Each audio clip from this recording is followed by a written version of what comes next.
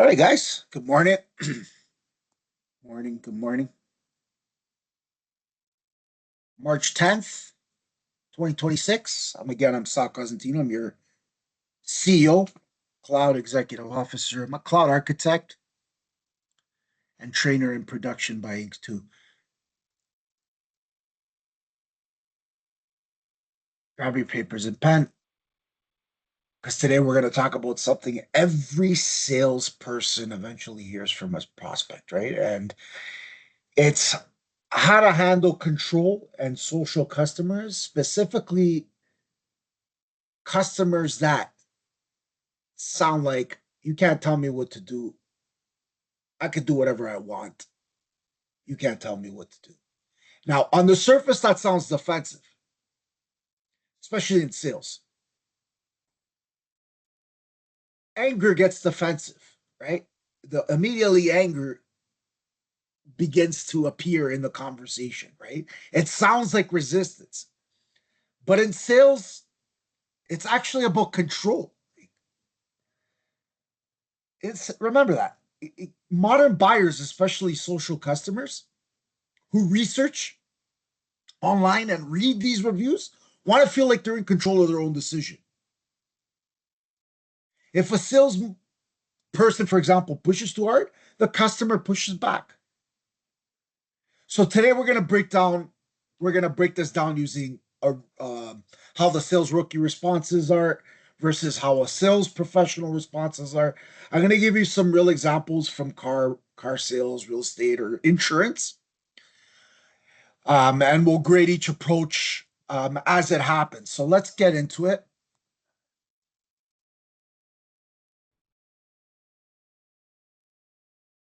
So in this example, I want to talk about, let's say, what a real objection really means, right? So when someone says you can't tell me what to do, what they're really saying is, I don't want to feel pressured. I want control of the decision. Respect my independence. Good salespeople understand something important. People don't resist decisions, they resist pressure, right? So the customers feels like there's a big boss decision or just a decision or there's the control. Ego, it's their way to do it. I have a process. My manager gets mad. Just sit down. Let me get this done. Customer, let's be flexible. They assume the control, right? They use assumptive control. And that's a big word, especially when we talk about um, control, right?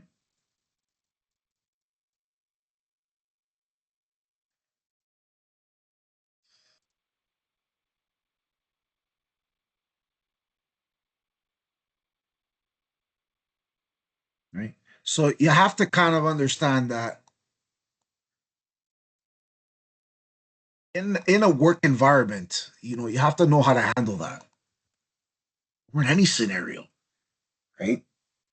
So, you know, you look forward, you try to be in control. So you try to feel like the decisions are controlled.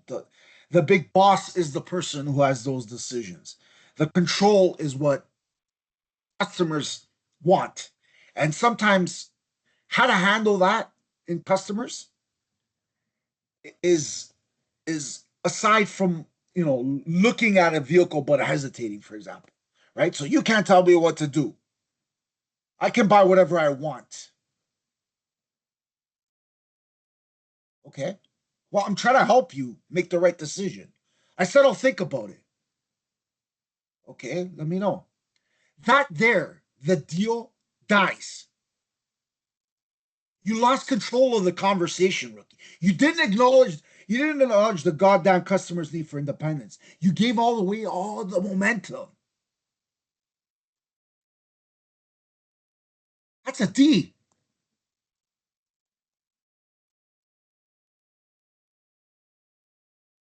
That's a D. Like, why are you even working for? Why are you here?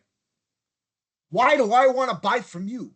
Why do I want to continue to be with this company or work for a company that deals can't deal with a customer or doesn't want the sale? It's ridiculous.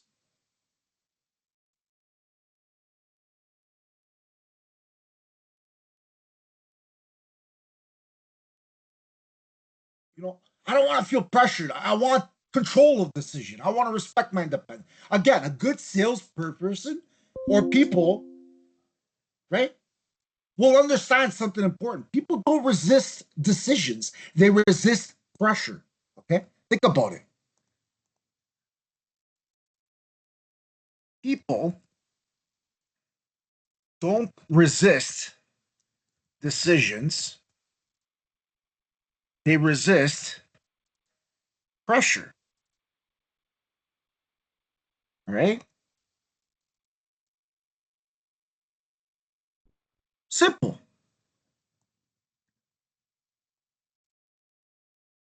Very simple. I don't care who you are, how many years experience you have, what you do for a living, what background you came from. But if you can't handle control,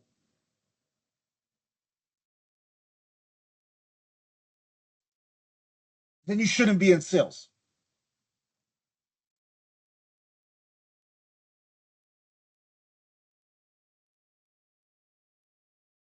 Customers are trying to look at a vehicle again, but hesitating, right? So you can't tell me what to do. That deal dies right there, right? So why? Well, again, you're losing control of the conversation, right? Right? You lost control of the conversation, right? You didn't acknowledge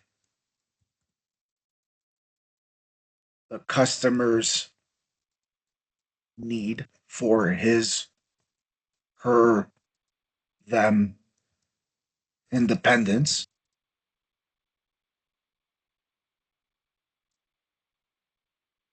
You gave away all momentum.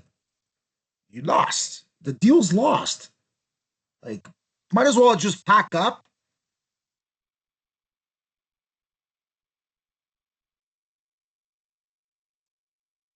your stuff, put your jacket on, and walk out the door.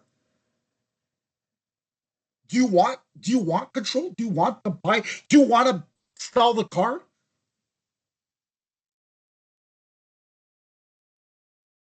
Don't let the customer out of your sight. Here's what an average salesperson would say: "Hey, you can't tell me what to do." Of course not. It's completely your decision. Exactly. What happened? Conversation stalled. Why? They avoided conflict, but it did not move the deal forward. Think about it. They avoided conflict, but it did not move the deal forward. Exactly. Okay.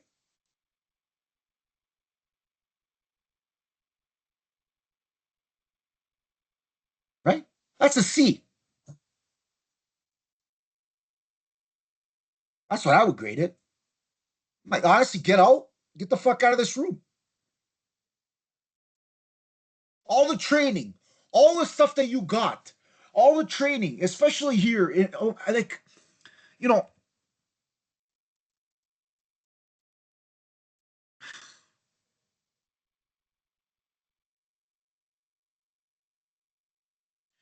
in Ontario, it's mandatory for anyone selling, leasing, or dealing motor vehicles, right? Especially when it comes to the Ontario Motor Vehicle Industry Council, and that's in Ontario, the OMVIC license.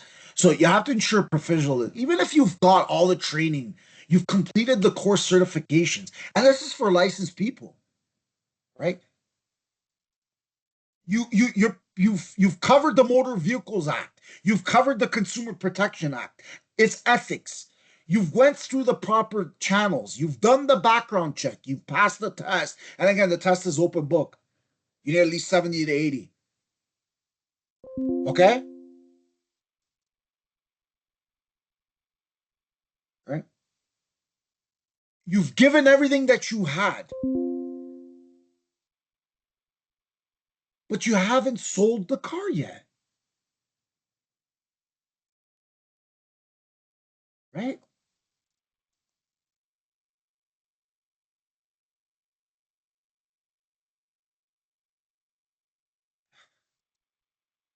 I know, like for example, okay, we give me 1 second, guys. I'm just gonna show you.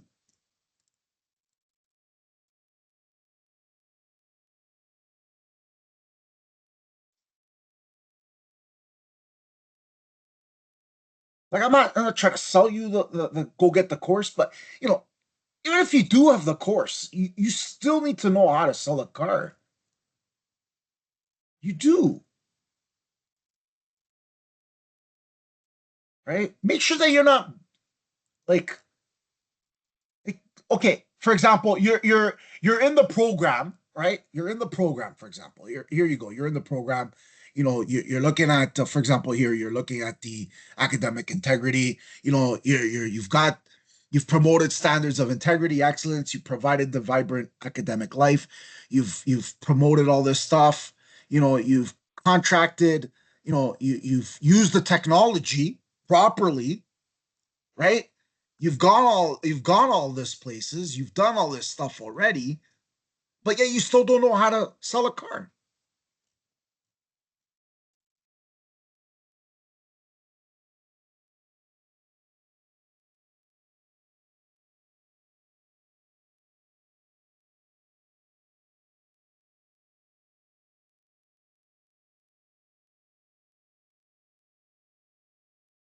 right? Like simple. Like how do you like okay, so you're taking the course, you're trying to learn the objectives, you want to talk about the Dealers Act, for example. So let's go down to chapter 1 again, you're knowing all the rules and stuff and whatnot, and you're going through all the over dealing, and this is you have to get licensed, right? You have to follow these guides, and especially in law, and this is the law that all auto dealers and people in Ontario must follow,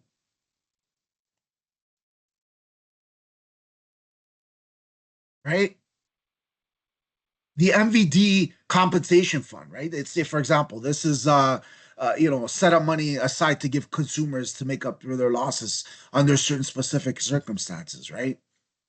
Then there's the roles and responsibilities, that they're fair in the customers. But it's also learning how to talk to the people, not just the transaction and collecting it, right? Exemptions, oversealing advertisements. Then we start talking about the LAT, right? And then we talk about appointing the receiver manager at, right, the dealership, and that receiver is in various situations they might ask the courts to appoint a receiver manager to take control of the dealership, and that's if something ever happens, right? But you know protecting your confidentiality, whatnot, so such as required by these regulations, right? And not sharing it with anyone, even like your past employees, like making sure that they don't have that information or it goes public, right? So have that in your laws, right? So again, these are some questions that I can ask later on, but again, on the courses, but again, you have to know how to, like, even when you know how to, you should be able to apply these skills towards um towards whatever you're doing, right? So, it's important to understand that. So people don't resist this decisions, they resist pressure. Remember what I said, right? You don't lose control of the conversation. You didn't acknowledge it, especially in that instance, the customer's need for his or them independence. You gave away all the momentum.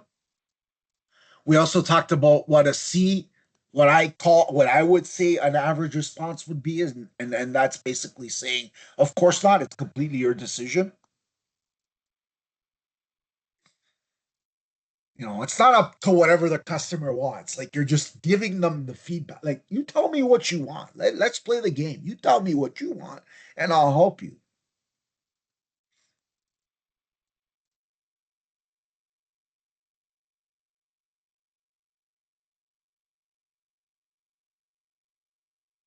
And that's an objection. And I'll tell you right now, because I've been through so many dealerships in the past, and I do, when we're looking to buy vehicles or used vehicles, and that sounds like, you tell me what you want, to help you. Just tell me what you want. At first, again, it sounds cooperative, but in sales it can be a control shift, right? So when someone says, you tell me what you want, I don't want to make the decision yet. I want you to do the work. I'm unsure what you need or what I need. I don't trust salespeople telling me what to buy. So your goal is to guide the conversation back to discovery. And I've seen rookies. You tell me what you want, and I'll help you. Okay, I think I should buy this one. The customer was like, okay, I'll think about it. The customer doesn't feel ownership of the decision, right? So the rookie made the decision for the customer. Unless it's a specific ask, don't make decisions for the customer. You didn't uncover the needs of that person. You lost influence, right? Or another one. Let's say, for example, here's some average I would say, and that was a D. And again, like, when you look at it, for example, you made the decision. Like, don't make the decision. Don't make the decision for the customer, right? Don't uncover needs, and you don't you lose influence.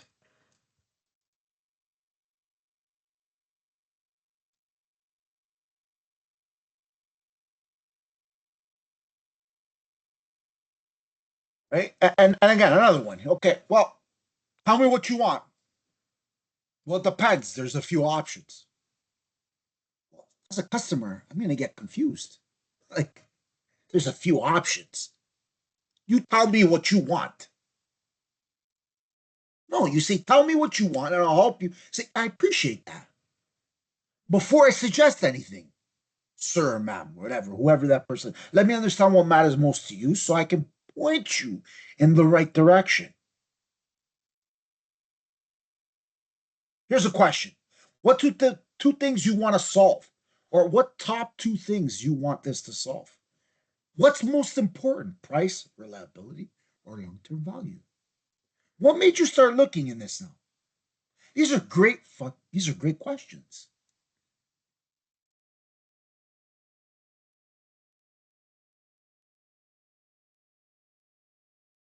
Customer, you tell me what a car I should buy. Well, I could recommend something, but the better question is what matters to you the most. Fuel efficiency, space for the family, performance, or safety. You've given that person option. The customer says, okay, fuel efficiency and reliability. You can now guide them to the right vehicle.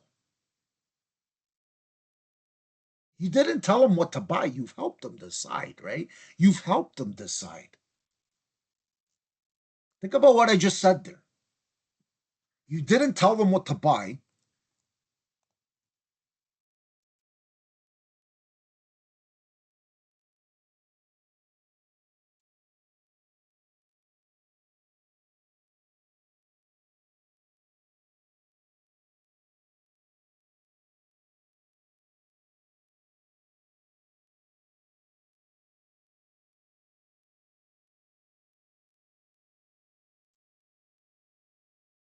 And it pisses me off because everybody thinks they know what they're doing, but it never comes out of their mouth.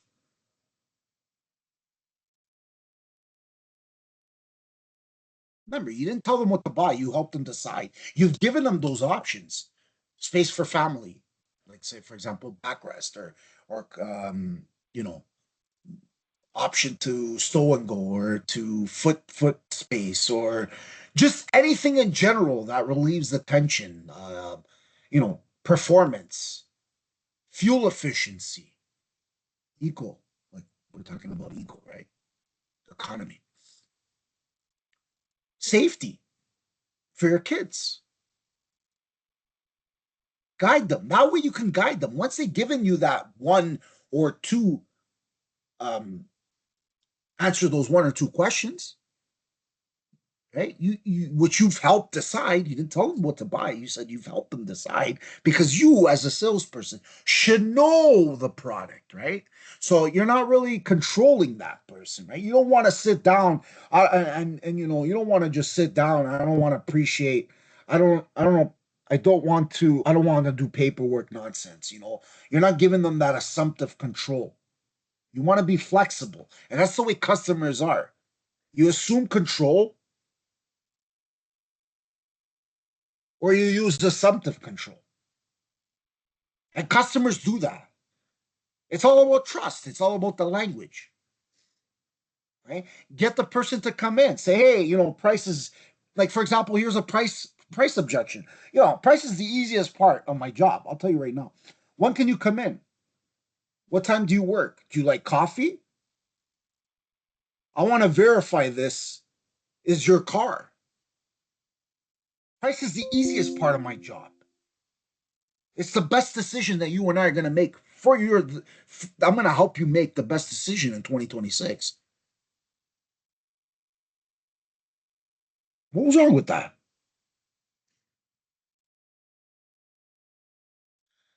Right? So, you're guiding them to what you want to buy. You've helped them decide. Your role is to help you compare options. Remember this, especially, let's say, for example, in real estate, okay? Oh, you tell me what house I should buy. Well, my role is to help you compare options so you feel confident about the decision. Pause. Let me ask. Right? We always have to stay in the frequency. This isn't a transcript like you're copying for a movie. This is real life. These are scenarios that are going to happen to you, and these are objections that you're going to see in every day. Don't make the customer leave.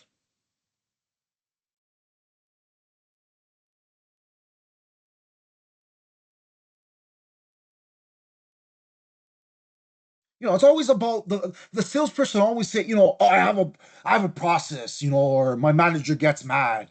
Let's just sit down. Let me get this done before I leave. Like, it's not the way to sell. It's not the way to make money. It's not the way to fill up those stamps on your board. The best salesman, I'll tell you right now, the best salesman, right? You know, we'll have a chart, for example. Let's say, for example, you have a chart, right? And you'll have like the name here and you'll have the months. You have your J, Feb, March. Just an example, right? April,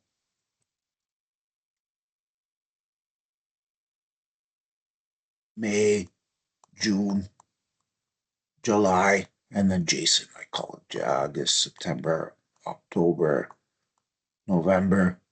Just as an example here, and you got one person, two person, three person, and they've got 6 stars here, 6 stars here, for example, six. This person has eight, and this person has two. And we look at why this person has two, and we look at how they're there, how their ownership and they're able to ownership of their decision if they want to see those numbers succeed, right? And the better you get at this, and I can tell you with me, you're going to learn a lot. I can guarantee you're going to close the deals by listening.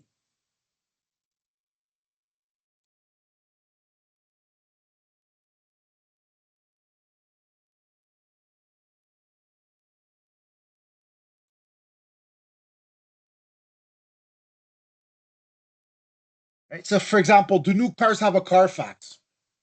I've seen that question too a lot. In my experience, and yeah, new cars can Carfax, but it works a little bit different than the used cars, and I sometimes they're tied to the car's VIN, which is the vehicle identification number. So the Carfax is the company that provides the vehicle history reports, right? And that's just based on dealerships, insurance companies, service shops, police accident reports, vehicle registration records, and again, especially when a new car, brand new car from a dealer, yeah, brand new car may have a Carfax report. Yeah,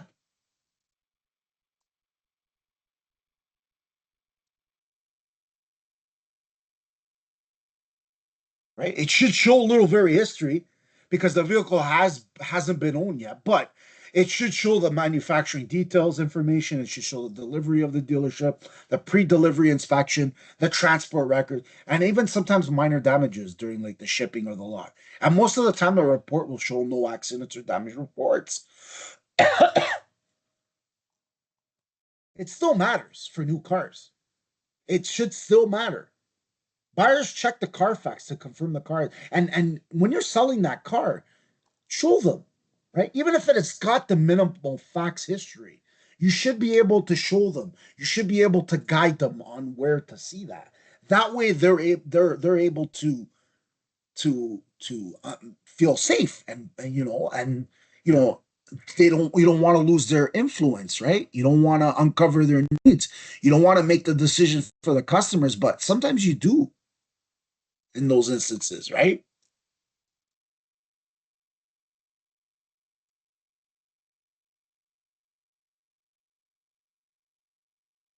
And I want to show you what a Carfax looks like. Right, used cars will have the full, like even the scratch and dents and stuff and whatnot. Like they'll have the accident history, the title issues, owners, service records, even odometer readings, right? So even if you try to report the odometer readings, and but you'll see like the different new Carfax.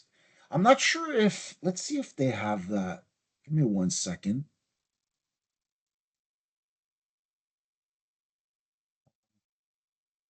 I think they have it. See what they have here about Carfax. See if we can help you on that.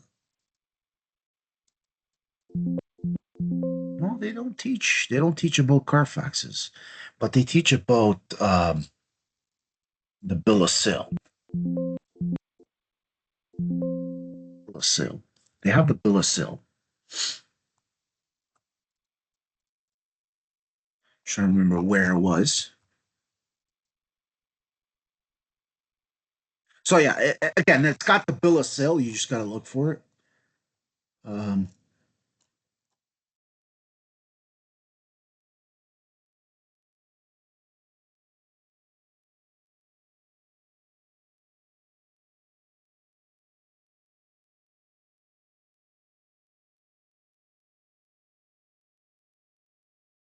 like for example, chapter 15 has the researching a vehicle. I think it fits in chapter 15. Let's check a look.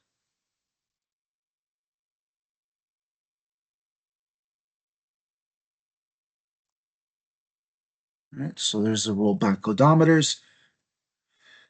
There's the liens. So car has to have a clear title before a dealer can actually sell it.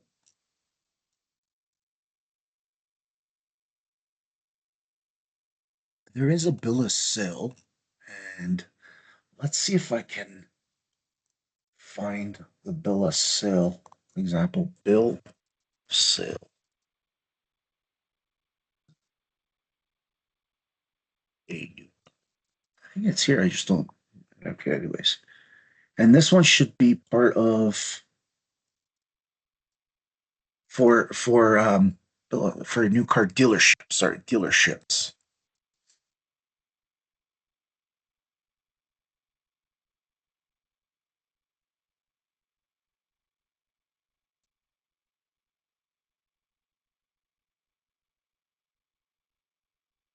Here you go. So I think this is what it should look like. An example. I think this, yeah, this is it. Let's just see what it looks like here. This is what it looks like. I have to look for it, but here's an example of a sample. That looks like, right? So this will have all that information there if you need it. Just ensure that you know what that looks like. But it is here. I just need to look for it.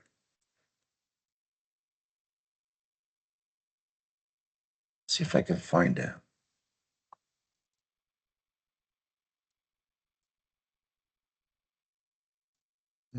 Bill. All right. Let's see if I can find it. Ah, here it is. Here it is. Okay, so we're looking at page 44 in chapter 4. So this is what a sample would look like. Pretty straightforward, right? And this is all based on the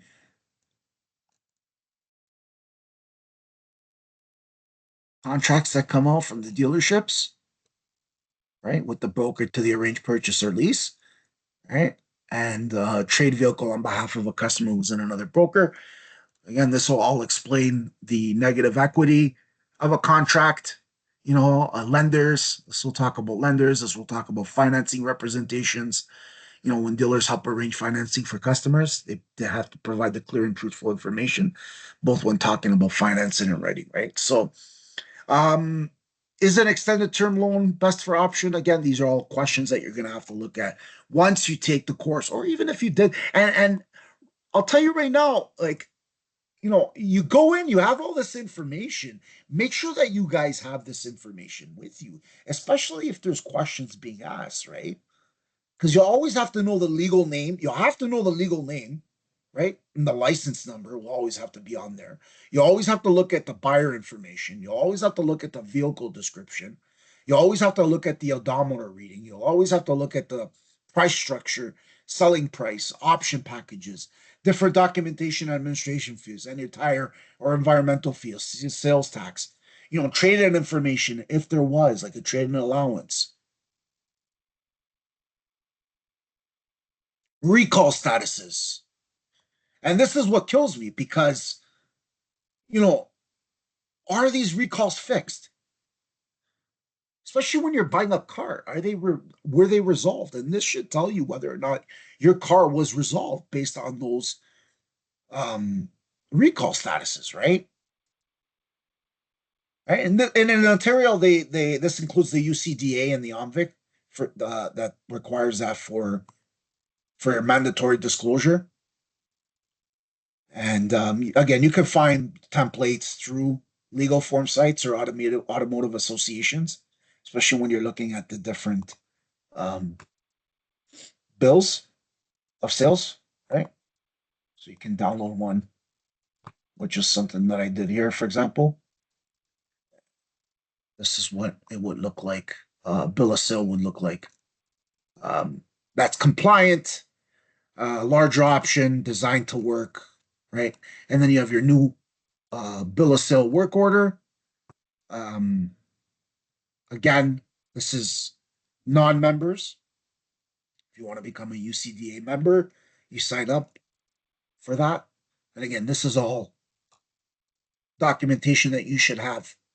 Dealers Association, if you're part of the UCDA Association of Ontario. So again, you're looking for those stars, right? You lose the influence. You've uncovered their needs. You don't make the decision for the customer. You didn't tell them what to buy. You've helped them decide, right? And that's what I want you guys to learn.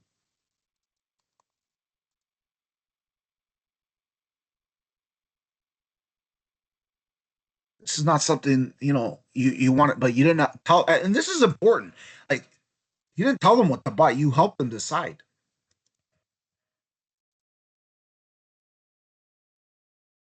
That's what you need to understand,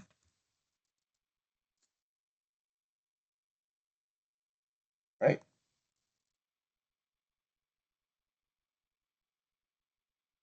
See if I can get you the website here. There you go. So here's the website for that UCDA, CDA, right? It's .org. and that's called the user. This is called the used car dealers association,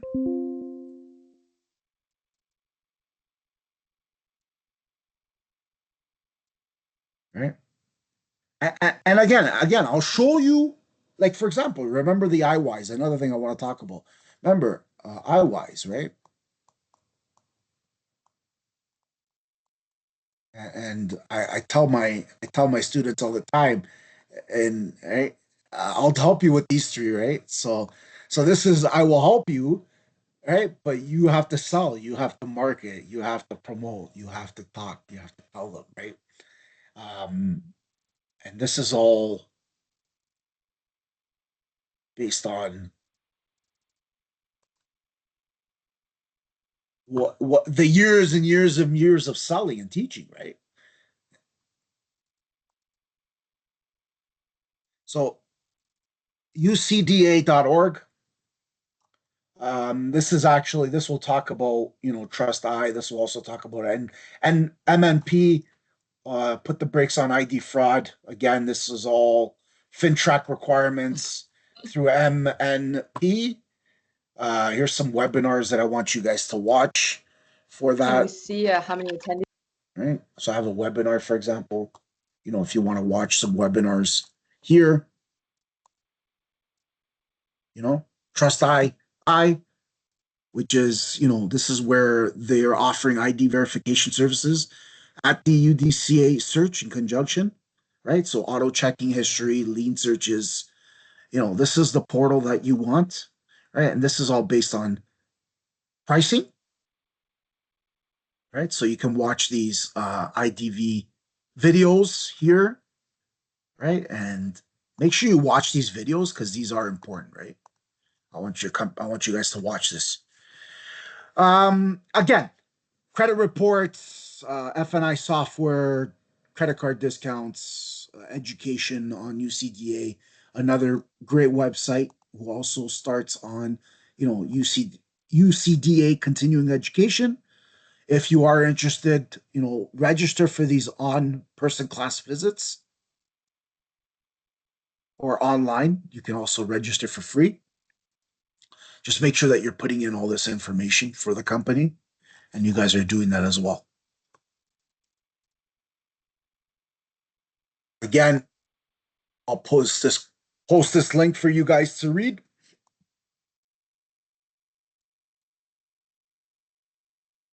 Right, and this is all. If you have any questions, you would talk to the education at ucda.org.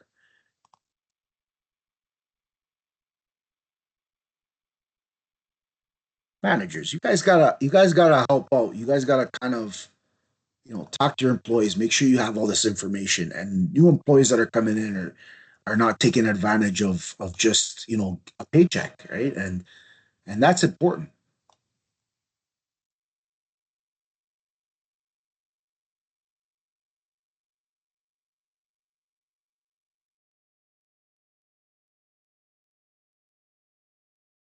right? So the iWise,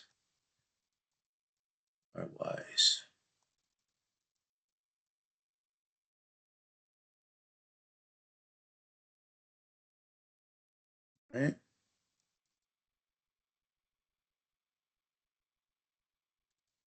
I'll help you. You have to sell, you have to promote, you have to market. Same concept, right? And that's important, right? So don't look at just the stars.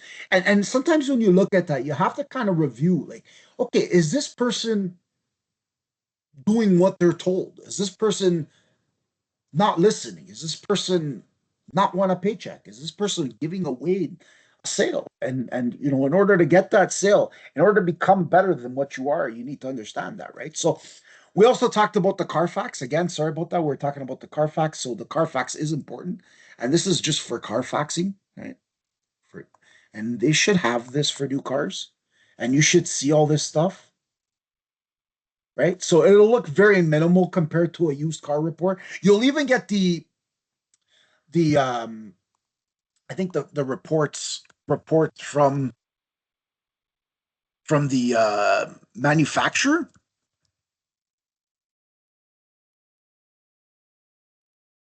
right? And those will be signed by them, right? And should be already in, right? And this is reports or testing,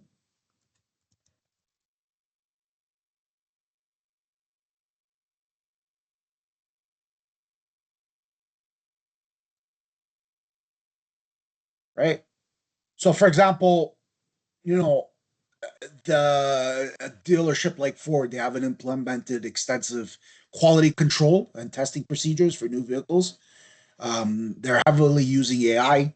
They're using digital technology, if I'm not mistaken, and they've increased the human inspection to address quality issues. So there's a lot of quality issues that they're looking for. They're designed to catch those defects at the plant before they're actually shipped, especially in a high volume complex model like the Super Duty.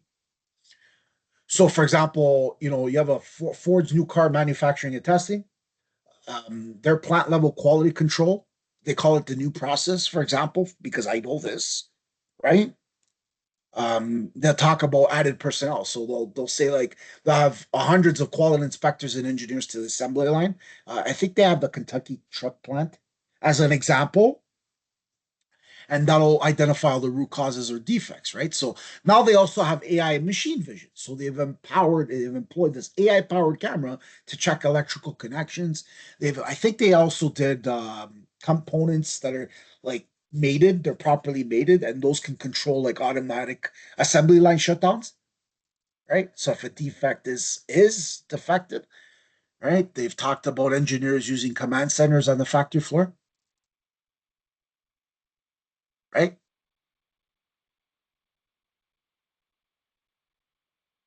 So that there's actual display of real-time data from the assembly stations to monitor for those issues. So, for example, in a Super Duty truck, so instead of testing a small sample, inspectors there will now drive a significant number of new vehicles along a 40-kilometer route. So you'll see new cars will have 40 kilometers or less for an eliminate and that's just to check or eliminate like rattle squeaks, any multimedia failures, and that's normal, right? Those also the pre-delivery inspection, right, or the end of line testing they call it, and that's like even before it leaves the factory, it's got to go rigorous standardization processes, right, and it's got to meet the standards, and it's not just the physical inspection. Like you got to include body panel, you got to include trim alignment, you got to include paint quality, right? You've got to include interior finish.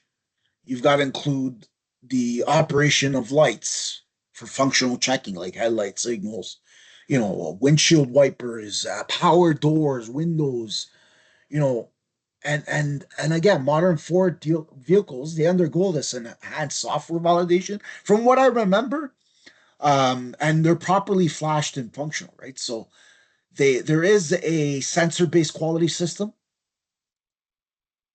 that's used.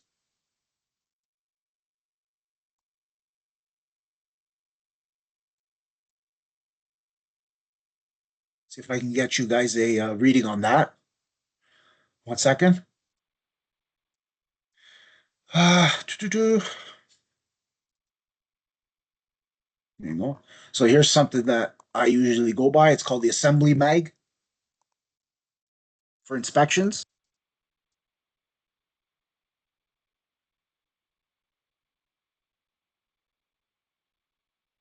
right? So that basically there's the system here, and this is something important I want to talk about,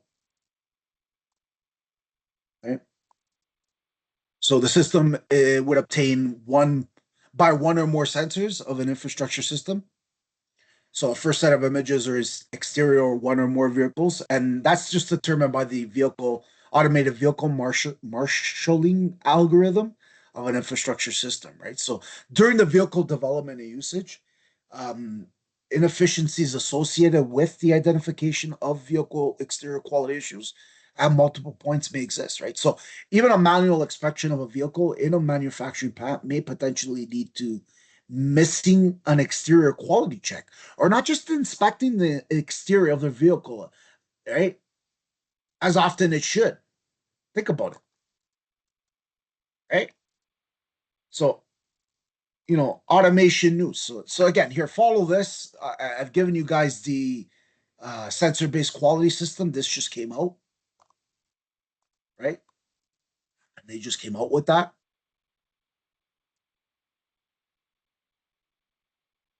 right? They always talked about quality being the number one job, but AI is coming in, especially in JD Power. They've had reflected issues in JD Power, and they're addressing a lot of these, and this is very, very important, right? I want you guys to read up on that because it does make sense in a situation, right? Like you need that Carfax, you need that updated. A customer should be able to see all this before even buying the car. Think about it. You know, I see people go to dealerships. Oh, do you have a Carfax? No, it doesn't. One isn't done. What are you talking about?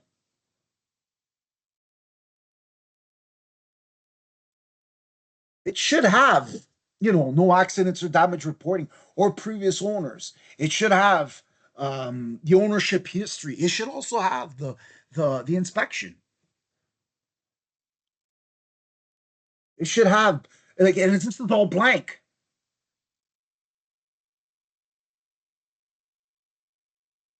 That's why you see Carfaxes with issues or callbacks because they don't tell you these things, right? And visual look again, the report's usually a one-page summary, right? Going back to that car, right? And the accident damage section is green or marked. So there's no reported issues, like any shipping or lot events. They're usually listed, but they're minor notes under the timeline. It should be a little bit more. There should be more to it. Um, you know, and there's no previous owners, right? So there's no insurance claims, no registration history yet. So new Carfax mostly confirms that the new colorship is deal.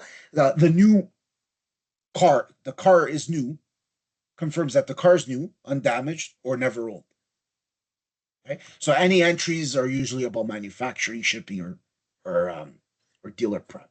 So a new Carfax mostly confirms that the car is new, undamaged, or never known. But you should also be able to see that, especially when you're pulling up a VIN number on a car and you're showing the customer, right?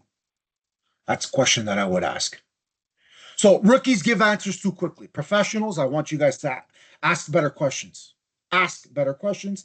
And again, people trust decision they help create. Okay? And that's my principle.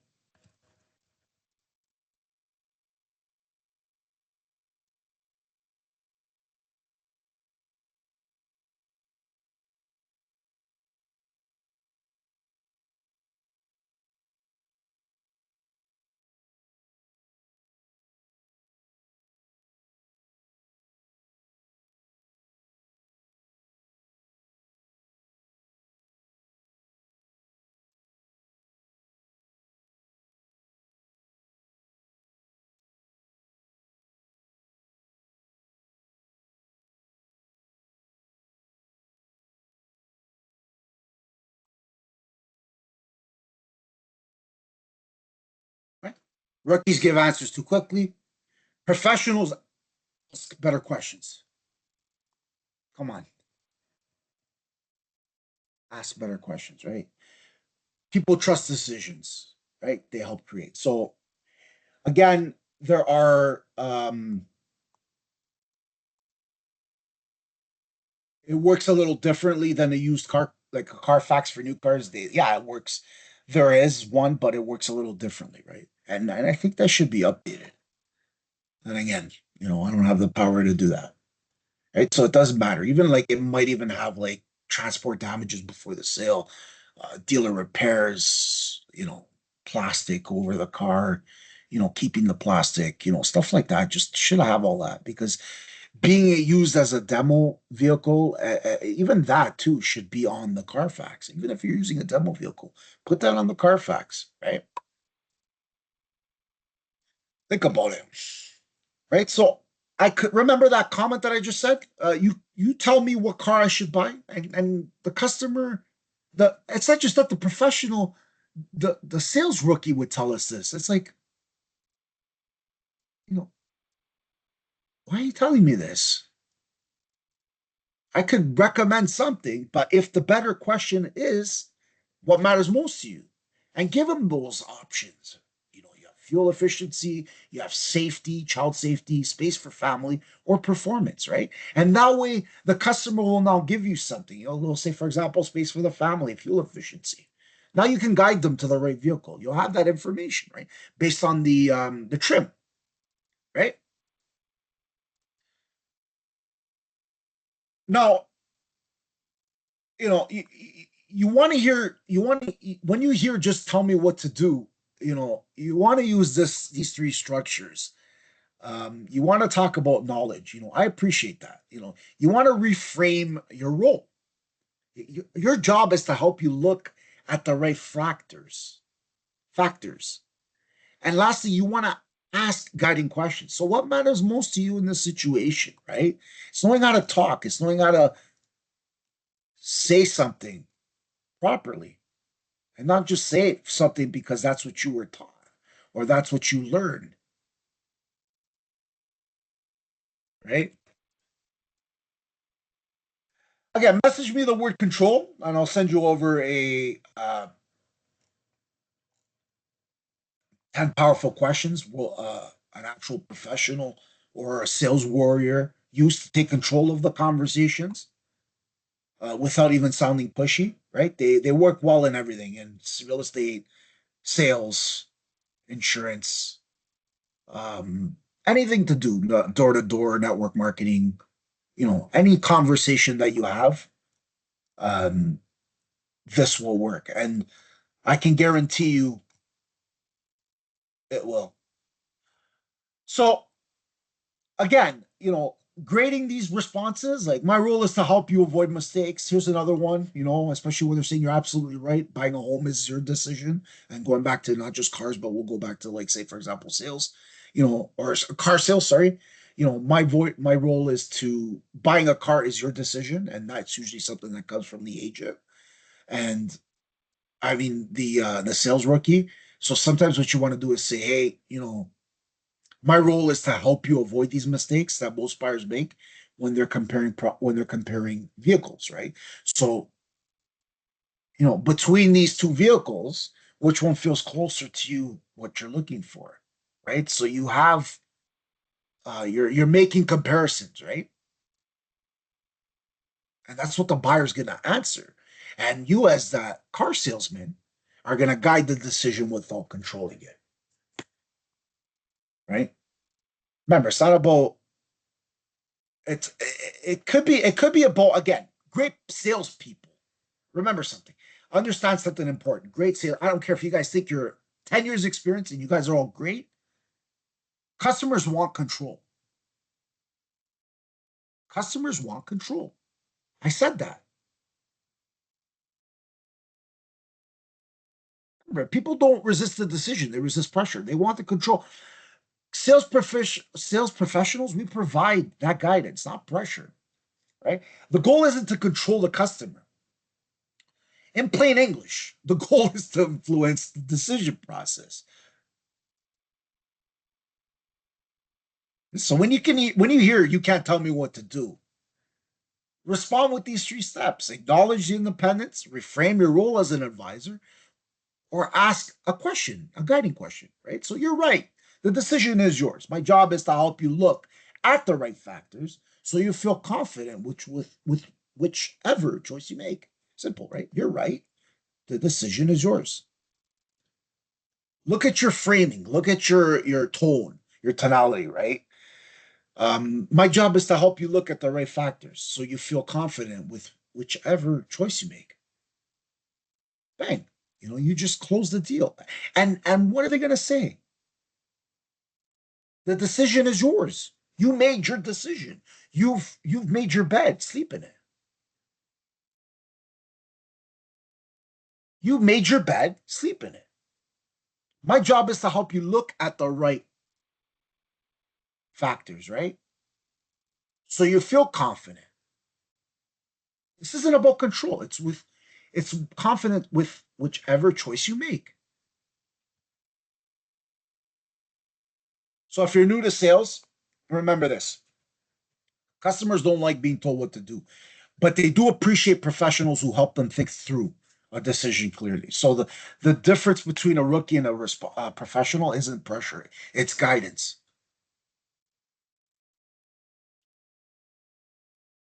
You're not be there is no leadership in telling somebody what to do,